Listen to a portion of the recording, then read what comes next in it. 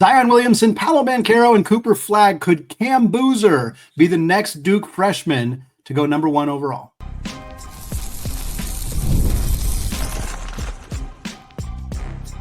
You are Locked On College Basketball, part of the Locked On Podcast Network.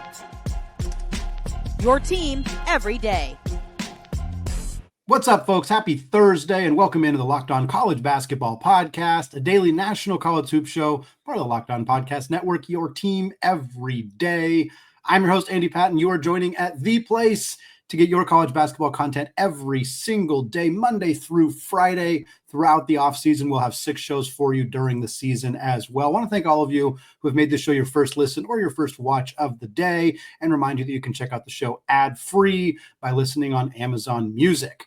Also want to give a special shout out to those everyday listeners and those of you hanging out with us in the Locked On College Basketball Discord community.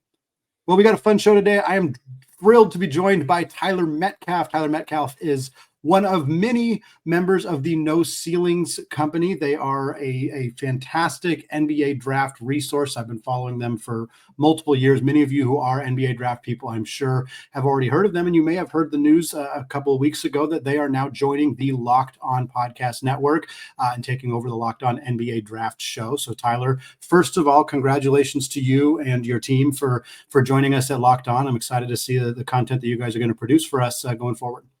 No, I appreciate you having me and the warm welcome. It's been an adjustment, but a really fun one so far, and can't wait for what's going to be, hopefully, a really busy and really fun, exciting season up ahead of us, starting way quicker than I was ready for. Yeah, we're less than 10 weeks from the start of this college basketball season. It's going to be a really fun one, and I think starting with the draft conversation, I think it's a pretty simple starting point, because last year, there was very obviously a clear-cut consensus number one prospect. At this time last year, everybody knew Cooper Flagg was going number one overall, and that virtually did not change at all between this time last year and June, when Cooper Flagg, of course, did go number one overall. There was some Dylan Harper and Ace Bailey and other players kind of in the mix, but it was pretty much one and then a gap and then everybody else. This year, with the caveat that it's late August, it's possible somebody will separate themselves. But as of right now, there are 3 players that all feel like they're kind of in contention for that number one spot. And I think the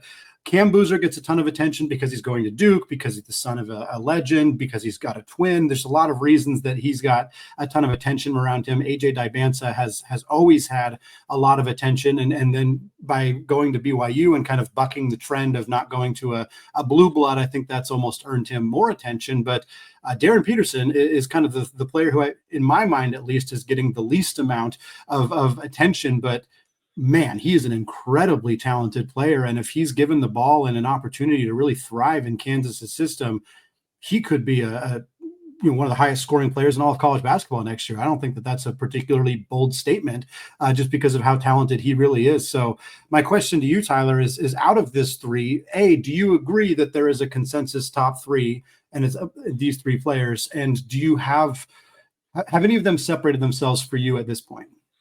Yeah, and I think it's a really clear-cut top 3. And then I think there's a pretty sizable gap. I think there's some fun names in the mix, but especially for the freshman class, I think after those top 3, it's a pretty steep fall off. And then after another name or 2, it's another even bigger fall off. Now, obviously, there's a lot of basketball to be played, and guys will rise up and, they'll all get their shine in their, month of incredible scoring and play.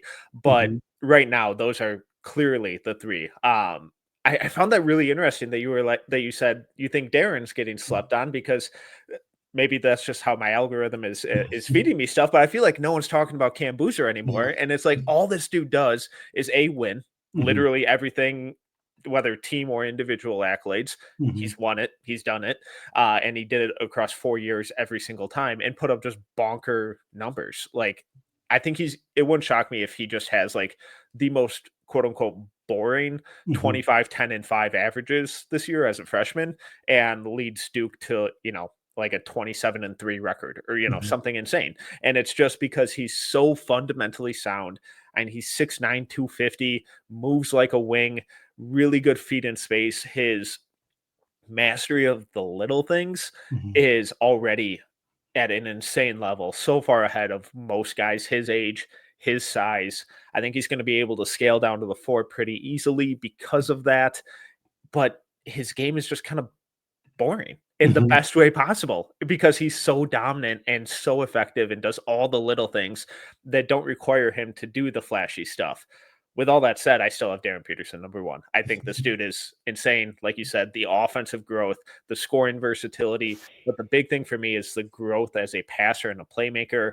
Like he went from being like a occasional connective passer to, oh, this dude's making high level pick and roll reads, high level isolation reads every single possession. So I'm in love with Darryn Peterson right now. Yeah, to me, I think Peterson's ability to be more than just a scorer in isolation, more than just a guy who can take you off the dribble or hit open shots, but his ability to lead an offense, to pull some gravity and do those things, I think is a huge, not really a question, but a huge part of what we need to see for him to cement himself as number 1 overall. If he struggles with that and he's in the Big 12 and there's a lot of really good defensive teams, he's got to go up against Houston. He's got to go up against Texas Tech. He's got to go up against, a Baylor team that's completely rebuilt, but that has some talent and some big physical guards in that conference. And I think for Peterson, if he can prove to be somebody who can just command that Kansas offense, I mean, he's going to get plenty of opportunities to score. Flory Badunga is a good player, but he's not going to command the ball the way that Hunter Dickinson did, and I think that's a good thing for Kansas. So I'm with you. I think Peterson is the guy that has all the makings of what should be your clear-cut consensus number 1 overall pick, but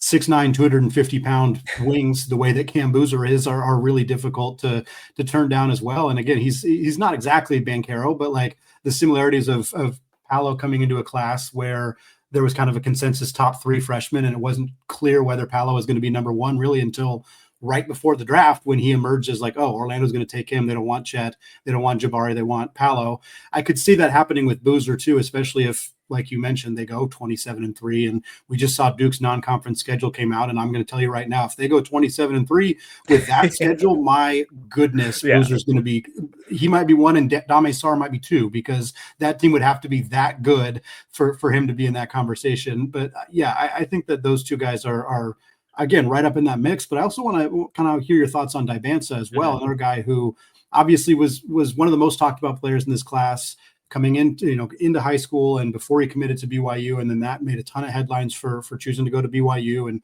played his high school ball at Hurricane Prep in Utah. And obviously the NIL kind of aspect of it was a big part of the conversation with AJ, but he goes to a system that last year played a very NBA style offense under Coach Kevin Young. And outside of the NIL and the ability to stay kind of closer to home, playing in an NBA style offense is a really big advantage for Dybantsa in terms of, seeing how his skills might translate to the next level. What do you think we're going to see from him as a freshman for the Cougars? Yeah, when I saw him in person 2 years ago at Hoop Summit, the same year Cooper Flagg was there, AJ was like, oh my God, this might be the best guy here. And that's with Ace Bailey, Dylan Harper, that entire class there as well. And I was like, oh my goodness, this guy is insane. And he's huge and he's charismatic and he's getting along with his teammates and he's, dapping guys up, like being the ultimate teammate while also being a star. And then this year, it just felt like everything plateaued and it felt like he was kind of coasting. And that it was frustrating because, from one standpoint, you see Cam Boozer and Darryn Peterson going out there and killing guys. And AJ did plenty of that as well. But it also just felt like he was kind of going through the motions. But then I remembered, Paolo Banchero's senior season.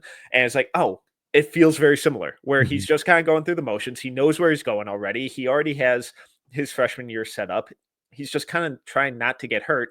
And then he's also experimenting with a lot of really difficult stuff, a lot of NBA level stuff, while he can in a little more forgiving of a setting. Yeah. I have questions about the shot. The volume and the difficulty are really encouraging, but he's never had a highly efficient shooting year. The mechanics are a little inconsistent, can shoot a flat ball, but something that I really, really loved this last year was how good of a defender he grew into and how much he wanted to defend. And so I'm almost kind of wondering if I might need to rethink him as a player and focus more on the defense being the elite skill, and then all of the insane rim pressure and passing improvement and on-ball creation stuff on offense almost being a plus rather than the other way around. Well, Tyler, one of the biggest stories last year leading up to the NBA draft was the amount of players opting not to be in the NBA draft. There were so many players in college basketball last year, a lot of freshmen in particular, who opted to return to school. We know that NIL played a big role in that. We know that the uncertainty of second round picks and whether you were going to get a guaranteed contract played a part in that. But what it meant was that college basketball has a ton of talent and young talent in the league. And we're going to kind of talk about who some of those returners are and which guys might have made a decision that's going to boost their draft stock. Maybe some guys who might have made a decision that could go the other way. We're going to get into some of those guys here coming up in just a second. Hey, college basketball fans, are you still paying full price for gas? Stop. You can stop and leave money behind, because getting real cash back every time you fill up with the free Upside app. Simply download the free Upside app in the App Store or Google Play Store right now, and you can start earning cash at the pump today. You can use my limited time promo code FOOTBALL and get an extra 25 cents back per gallon on your first fill up. You can make up to $300 a year from buying the gas that you already needed. And at first I thought it was too good to be true, but it's totally legit. Real people are getting paid just to make their daily commute, and you can too. Plus, you can cash out at any time to your bank account, PayPal, or an e-gift card for Amazon and other brands. I've been using Upside for multiple years now, and I cashed in over $100 this summer. We used it on one of our first family vacations with my daughter. It was fantastic, super helpful to have. And again, it's not any extra work for you. So don't let this offer drive on by. Download the free Upside app now using my promo code FOOTBALL for a limited time 25 cents per gallon bonus. That's promo code FOOTBALL. Disclaimer, offers vary by user and location. Go to upside.com for terms and conditions. Today's episode is also brought to you by Supply House. When the opening whistle blows on a new repair, get your crew moving forward with Supply House. Order today and see parts on your doorstep tomorrow. Over 280,000 plumbing, HVAC, and electrical items from the most trusted brands in the business. Their real-time inventory and honest lead times keep you from punting projects, while their industry-leading customer service always has your blind side covered. And if you need parts fast for a project, Supply House has next-day delivery. Talk about a game changer. The part finder tools and 3D schematics can save you hours on jobs where every single detail matters. Their Trademaster perk, like priority shipping and dedicated support, make the whole process even smoother. Join the free Trademaster program today and score serious perks like priority shipping, lower prices, and a dedicated support line. Visit supplyhouse.com to sign up for free and use promo code SHCollege5 for 5% off your first order. That's supplyhouse.com. Real people, real service. All right, folks, going to get back to our conversation with Tyler here in a second. But first, we have an important request. Locked On, they want to hear from you. We've put together a survey to learn more about our listeners and make your favorite podcasts even better. This is your chance to tell us what you like, what you don't like, and answer questions about our advertising. So go to lockedonpodcast.com/survey to get started. Everyone who completes the survey will be entered for a chance to win one of 10 $100 Amazon gift cards. Again, that's lockedonpodcast.com/survey. You can also find the link in the show notes. Thank you for helping us out.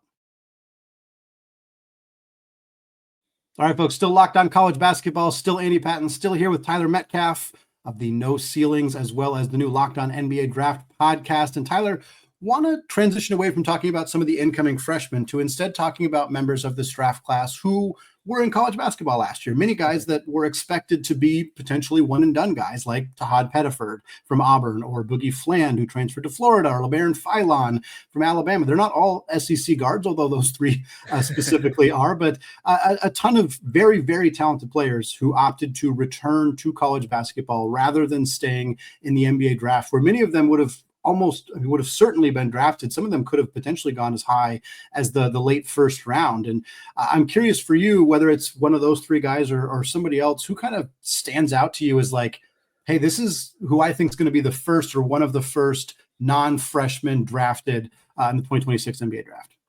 Yeah, and those point guards specifically are a great place to start, because there are some pretty glaring deficiencies. There's a lot of really fun stuff with them as freshmen, but there are also some big question marks. Like Tahaad Pettiford is insanely fun, but can he really run the show? What does he look like when he is the lead guard, the lead decision maker, without a guy like Janiyah Broome and Chad Baker-Mazara and Denver Jones out there with him? And if he's given more of that usage, does the efficiency and the creativity and the volume, does it all translate and improve like we hope and think it will?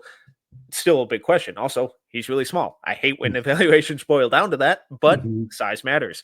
Boogie Fland, I love the way he played, but I abhorrent shooting and finishing numbers last year, really skinny. Obviously had the hand injury. It's like, all right, well, what does this healthy season look like? Can he put on 10 pounds of muscle? And he's going to a really fun spot to do that. And then, Labaron Philon, incredible start, one of the sneaky risers of last year, but he couldn't shoot. And it's a big issue. So I think those guys have, if any or hopefully all of them, really prove that those holes or improvement areas are less so than they were last year. I think they all have a really good shot to go top 20. A couple other guys a little older. Yaxel Lenderberg, one of the top, if not the top transfer, going to Michigan. I love that move for him, not only just scaling up in competition, but we just saw what Dusty May did with Danny Wolf and that transition of going from a box and elbows center in the Ivy League to basically running point guard for Michigan.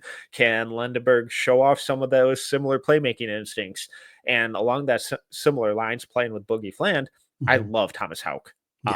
And if he can really shoot it, the way he plays, the defense, some of the passing stuff, the rebounding, I think he has a really, really good shot to kind of work his way up, not only top 20, but maybe, lottery range if that spot up jumper really takes an improvement, because he was awesome, especially in that second half of the season last year.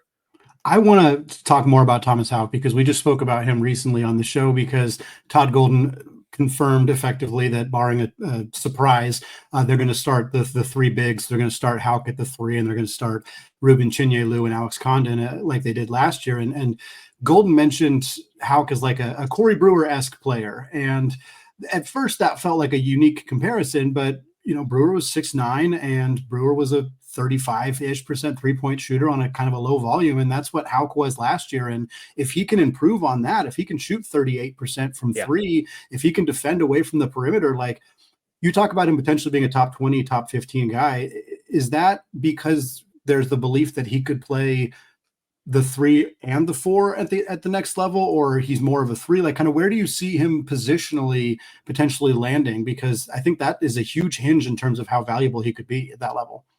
Yeah, and it's going to be really difficult because he's in that weird zone of, is he a tweener, as in a bad thing, or is he versatile? And a lot of that, unfortunately, comes down to, can you shoot it? And I think if he can shoot it, I think he has the physicality and the motor and the strength and the physical tools to scale up to the 4. But then I think he also has the IQ and some of the mobility stuff where he can scale down to being a 3, depending on the matchup. So I think as long as that shot comes around, like you said, in that 38, 39% range, I don't think he has to be 45% from 3, but 37 to 39, I think, is the sweet spot on decent volume. And if he can prove that, and even if that's just off of like spot up catch and shoot stuff, I think that's more than enough for him to be like, oh, this dude, maybe he doesn't have the highest ceiling of everyone, but we know exactly what we're going to get from him. And that the physical tools, the motor, all that kind of stuff make him incredibly malleable. So we can kind of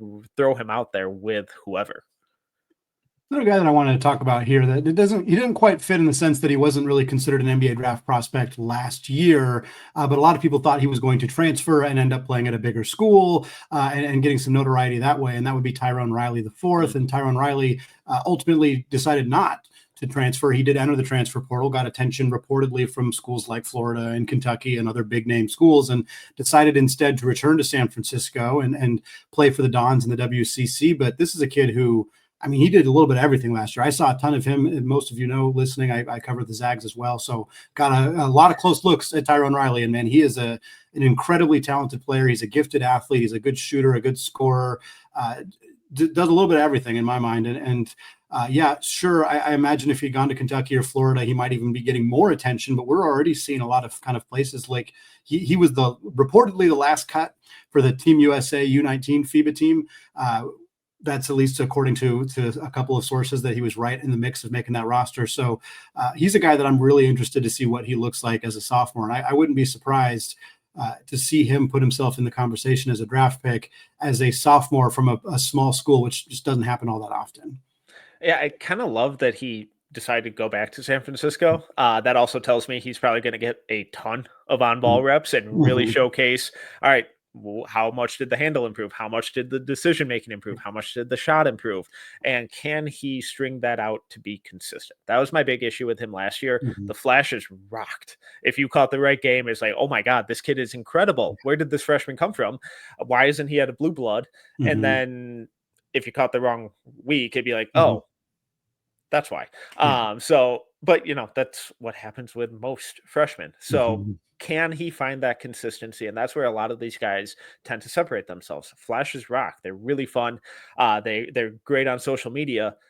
But at the end of the day, if you're not doing it every single game, every single possession, every single half, it's a lot easier to kind of pick you apart and take you out of your game and dismantle what you're best at. So can he withstand some of that, continue to showcase some of the improvement? And the most important thing for me is just how consistent can he be every single game? The flashes are there. They rock. By all accounts, he's had a really, really good summer, refined the shooting mechanics a little bit. So I'm very, very excited to see what he could look like, because he's probably going to be starting out as a first rounder on a lot of people's boards. Well, one of the things another thing that happened that was a little bit unexpected this last offseason was the influx of international players coming to the United States to play college basketball. And there's other conversations to be had about why we're letting so many 22-year-olds come over and immediately take spots, and the number of years of eligibility some of these guys are getting. And that's a conversation for another time. But what it does do is it kind of consolidates a lot of the talent that we're looking at for the NBA draft into the college basketball space. Guys who might have been playing in Greece or Spain or other places are now going to play in college hoops. And Tyler and I are going to talk about a few of those guys who we think could end up in the NBA draft this upcoming season, coming up here in just a second. But first, folks, college football is back, and I could not be more excited. The tailgates, the rivalries, the energy in the stands, there is nothing like it. But let's be real. Actually getting tickets can feel like more of a battle than the game itself. Endless queues, hidden fees, prices jumping at checkout. That's why I use Game Time, the app that gives the advantage back to the fans. It's the easiest way to score last-minute tickets at the best prices with no surprise fees. What you see is what you pay. I pulled up Game Time, and in just a couple of taps, I saw amazing deals. I'm talking about some great college basketball, college football week 1 games for as low as $25. And it's faster, it's cheaper, and it's less stressful than any other way that I have bought tickets. Can't quite get these ones for $25, but I did look. Auburn at Baylor, that game in Waco on Friday. Game Time has tickets for $80, and they have a super deal where you can get tickets in section 101 right down near the field for just $115 a pop. So folks, take the guesswork out of buying college football tickets with Game Time. Download the Game Time app, create an account, and use code LOCKEDONCollege, and you'll get $20 off your first purchase. Again, that's promo code LOCKEDONCollege for $20 off. Terms apply. Swipe, tap, ticket, go. Download Game Time today.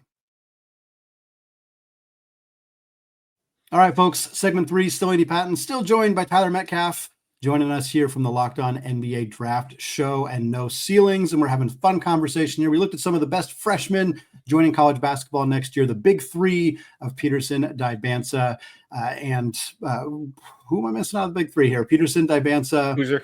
Boozer, thank you. Yeah, see, we talked about how we were forgetting about Boozer. Clearly, that is the case here.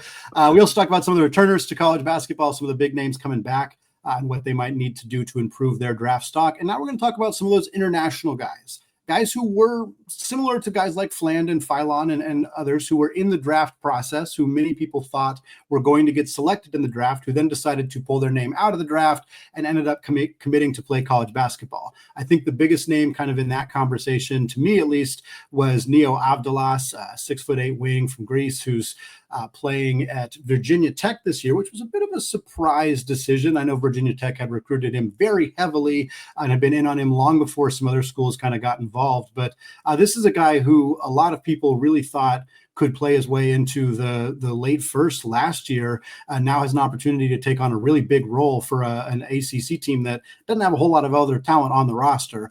Tyler, what are your thoughts on Avdalas? First of all, his decision to not stay in the draft last year, and now what he might do at Virginia Tech this year. I think it's a really smart call by him to come over to college and probably get a bag.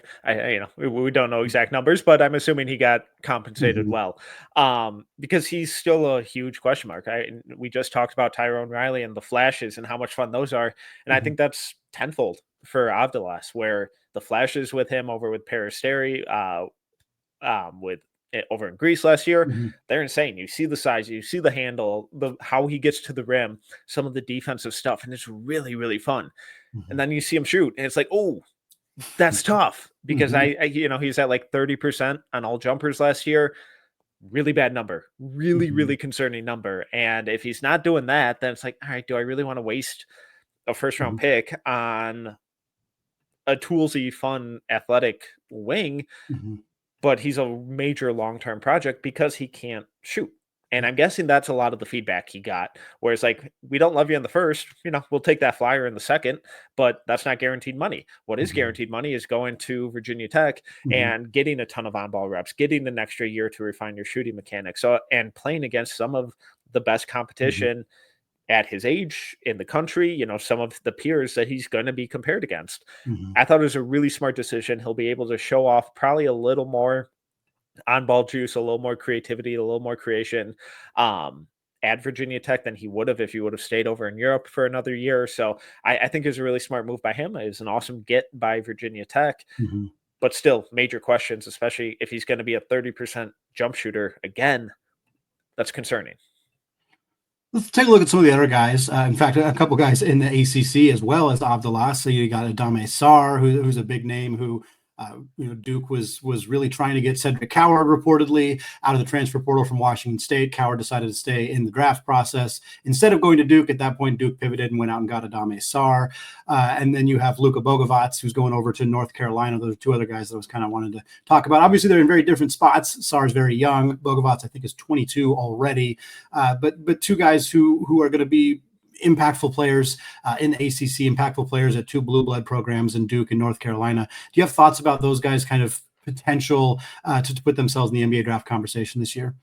Yeah, and Adama Sarr is so much fun. Still very, very raw. And, I was really glad that I got to see him up close at Hoop Summit this last year, because I think it was really needed. The physical tools with him are a lot of fun. He's huge out there. And if he's running your point, if he's your primary decision maker, there's a lot of fun stuff. Similarly, can't really shoot yet.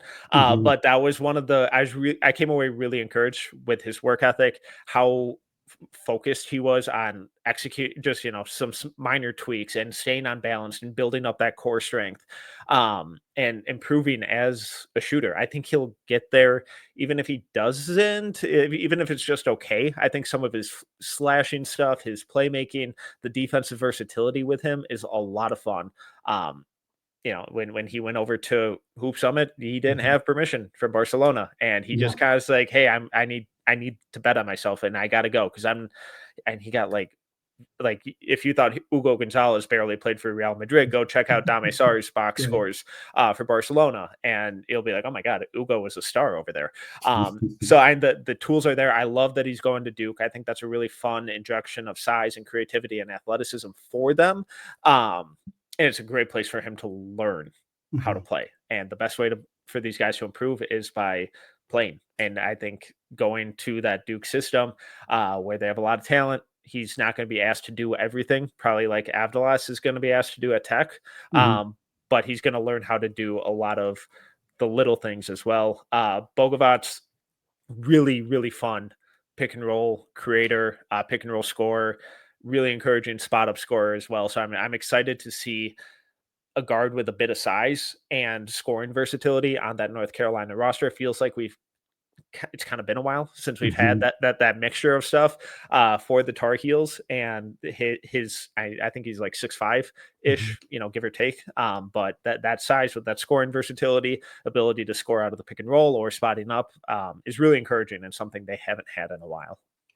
It's fun. We're talking about a lot of international guards who have good instincts, who are good with the ball in their hands, but are struggling with the outside shot. And that's kind of who Mario Saint-Supery is in a lot of ways as well. 6'4", 19-year-old, very young, coming over to Gonzaga, has not spent a lot of time around Gonzaga lately. He didn't commit to the campus until late June, and then he went over to Spain to participate for them in Eurobasket. So I think he's going to end up playing a lot off the ball because Mark Few's not going to have a lot of time to teach him how to play on the ball because he's just not on campus. But he's a guy who strikes me as somebody who's really going to thrive in Gonzaga's offense and their system, getting out and going, getting scoring in transition. There's obviously the high gravity bigs and Ike and Braden Huff, which should allow some more driving lanes. But yeah, Mario, he's kind of done everything that you could want him to do, except the 3-point shot is just not very consistent, at least from what I've seen, from what I'm read. I'm curious what your thoughts are, because that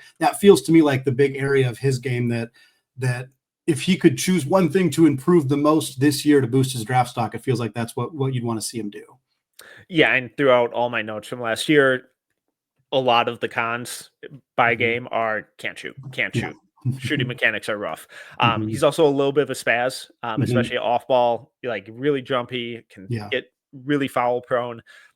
But he's also arguably one of the better point of attack defenders in the country. He was awesome for Baxi Manresa as a point of attack defender last year. Really physical, really quick, good size, gets after guys, excited to compete, excited to defend. And those types of guys always fit in at Gonzaga. But then that physicality, that quickness also shows up in his slashing game and his ability to get to the rim. So if he can improve his decision-making, some of the playmaking accuracy, the flashes, again, we go back to flashes, they were awesome last year. If there's a little bit more consistency, a little bit more discipline with his decision-making, there's a lot of fun stuff with him offensively getting downhill. And like you said, in their system where they're looking to get out and run with those bigs who can create some driving lanes for him out of the pick and roll, or, attacking, rotating defenses, that kind of stuff. There are going to be a lot of opportunities for him to get those paint touches, create for others. Just how much has the game slowed down mentally for him? And if it has taken that leap, he could be really, really fun, especially if there's a major leap in the outside shot. Even if that isn't there, as long as the game slowed down a little bit, he can refine his decision-making, take care of the ball a little more, and stop fouling quite as much. He's going to be, at very worst, a really, really fun college player. Well, there's about 100 other players that we could talk about, Tyler, and maybe we will another time. But for that's going to wrap it up for us today. Tyler, I want to thank you so much for coming on the show. Like we said, I congratulate you and welcome you and your team to the Locked On Network and the Locked On NBA Draft Show. Again, I'm sure we will have you and other people from your team on the show here as we get closer to the season, as we get into the season, and as we get out of the season and get into draft season next spring. Thanks again for coming on, man. I really appreciate it. My pleasure.